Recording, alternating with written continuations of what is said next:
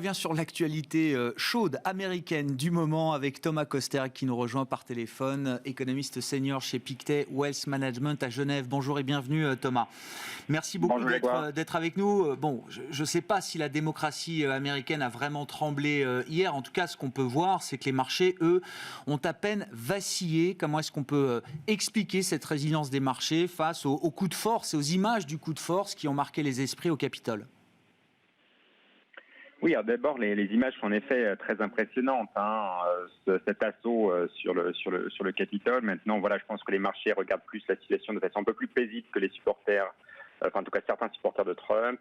Notamment, ils regardent le fait que voilà, la majorité au Sénat va basculer dans le camp démocrate, d'une très brève majorité, puisqu'il s'agit d'un 50-50 avec un tie-break cassé par la vice-présidente. Mais voilà, on ouvre la porte quand même à davantage de dépenses budgétaire et donc potentiellement un peu plus de croissance économique. Et donc croissance économique dit potentiellement les marchés actions qui devraient bien performer dans ce sillage de croissance supplémentaire.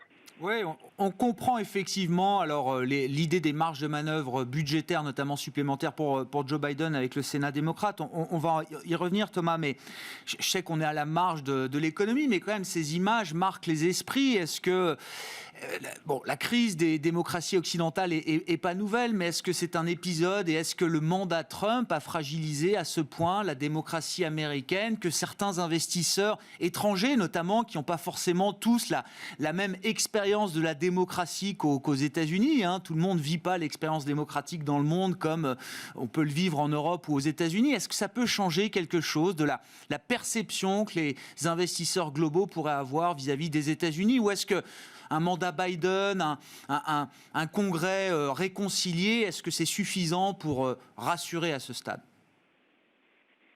Non, je pense qu'en effet, il y a des problèmes structurels dans la démocratie américaine. Donald Trump est quelque part un révélateur de ces failles structurelles, plus qu'un catalyste, j'ai envie de dire, qui révèle les failles sous-jacentes. Un pays qui est extrêmement polarisé. On l'a vu d'ailleurs pendant les élections. La question, c'est est-ce que Joe Biden va réussir à s'attaquer et à finalement à apaiser ce pays. C'est un pays qui a besoin d'apaisement. Or, de ce qu'on peut voir de Joe Biden, il est fort à penser qu'on n'arrivera pas forcément, à mon avis, à apaiser ce pays, en tout cas à vraiment éviter les divisions. Et ça, c'est quand même un point à surveiller. Enfin bref, je pense que c'est plutôt un thème structurel. On voit un pays qui est très divisé déjà entre les campagnes et entre les villes. On voit aussi un pays divisé par les inégalités sociales qui ont beaucoup augmenté ces dernières années, par aussi la désindustrialisation qui est rampante aux États-Unis.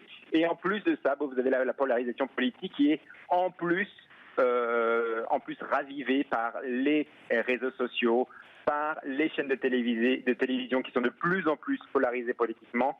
Donc bref, on a l'impression que les Américains vivent dans des mondes différents en fait, et c'est ça le problème. Voilà, encore une fois, la question c'est est-ce que Joe Biden va réussir à résorber tout ça? Moi, je pense que les problèmes sont quelque part si profonds de ce qu'il y a ça. Plus on sait que même le Parti démocrate lui-même est divisé. C'est ça aussi toute l'ironie.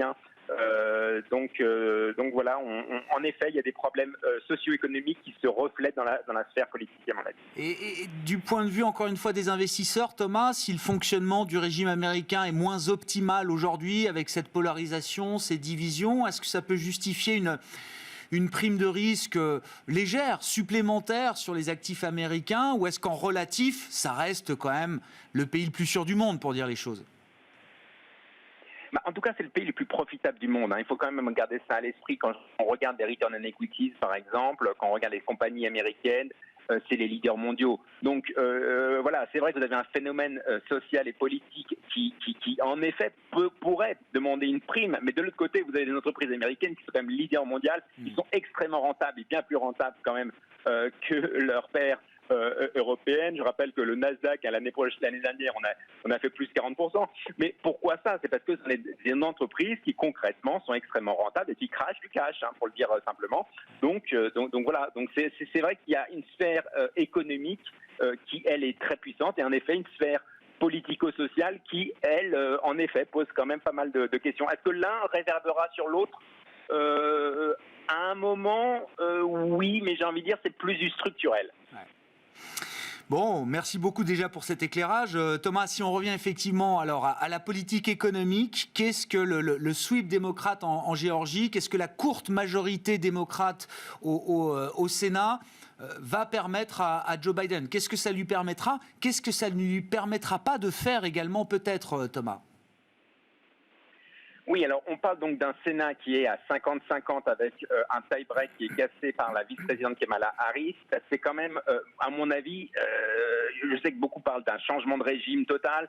À mon avis, oui, voilà, on donne un peu plus de marge de manœuvre, mais les marges de manœuvre restent quand même limitées. Alors il y a un endroit où il y aura un peu plus de marge de manœuvre, c'est sur le budgétaire, et notamment on peut s'attendre à, par exemple, en effet, peut-être un nouveau chèque dans un contexte de pandémie, d'ailleurs un contexte de pandémie qui est loin de se calmer. Mais alors voilà, un peu plus, alors on peut dire 500 milliards, peut-être 1000 milliards de dollars supplémentaires. Mais après, quand il s'agit des défis à plus long terme, d'un vrai plan de stimulus d'ailleurs pour préparer l'après-coronavirus, par exemple la transition écologique, etc., je pense que ça va être difficile, point numéro 1. Point numéro 2, sur les hausses d'impôts, les démocrates centristes, tels que John Manchin, qui est de Virginie-Occidentale, aussi la sénatrice d'Arizona, ces gens-là vont quand même freiner des deux fers avant d'accepter des hausses d'impôts. Donc il y aura quand même tout un travail pour aller faire un consensus des 50 sénateurs démocrates. Ça va être quand même assez compliqué de trouver vraiment des grands consensus, notamment sur des questions comme les hausses d'impôts. Donc bref, il faut s'attendre à un peu plus de croissance économique américaine à cause d'un supplément de stimulus budgétaire. Mais voilà, je ne pense pas que c'est un changement plus de déficit donc. Et plus de déficit. Si on n'a pas le côté taxe dans le tax and spend, on aura forcément plus de déficit, Thomas. Oui, tout à fait, mais le déficit américain, on a déjà explosé tous les records. L'an dernier, on est à 17% de PIB, on est plus haut depuis la Seconde Guerre mondiale. J'ai envie de dire un point de ci, un point par là. D'ailleurs, le marché obligataire, le marché obligataire est... Oui, il y a une petite à la marge. Mais finalement, l'an dernier, il a absorbé 17% de PIB sans finalement s'exciter plus que ça. Il y a d'autres priorités en ce moment, effectivement, que celle du déficit. On avait, alors, en marge de tout ce dont on vient de discuter, on avait hier une communication de la Fed, le compte-rendu de la dernière réunion d'il y a 3 semaines, la dernière réunion de l'année 2020, en décembre. Thomas, je ne sais pas, est-ce que ces minutes de la Fed nous apprennent quelque chose de nouveau sur la stratégie de politique monétaire ? Alors, déjà, les minutes sont tombées en plein pendant l'assaut du Capitole. C'est un peu plus inaperçu que d'habitude, sans doute. Voilà, c'était quand même intéressant. Et les minutes nous disent que la Fed est très attachée à l'assouplissement quantitatif, donc au QE. Elle va continuer les achats d'actifs pendant assez longtemps. Il y avait un consensus, d'ailleurs, pour garder ces achats d'actifs. Et aussi que quand elle commencera à réduire les achats d'actifs, elle veut le faire comme elle a fait en 2015-2016. C'est-à-dire que quand elle avait commencé à baisser les rythmes d'actifs, elle avait commencé par 10 milliards de dollars seulement. Donc bref, ce que vous dit la Fed, c'est que on va sur un QE qui va aller perdurer jusqu'en 2023 potentiellement, puisque le temps qu'on le mette qu'on l'arrête, ça sera 2023, et donc une hausse de taux pas avant 2024-2025. Donc bref, une accommodation très persistante aux États-Unis et des taux finalement qui vont rester bas. Merci beaucoup Thomas pour vos remarques, vos commentaires sur cette situation américaine. Vous êtes avec nous chaque semaine depuis la Suisse, depuis Genève. Thomas Kosterg, économiste senior en charge de suivre les États-Unis pour Pictet Wealth Management.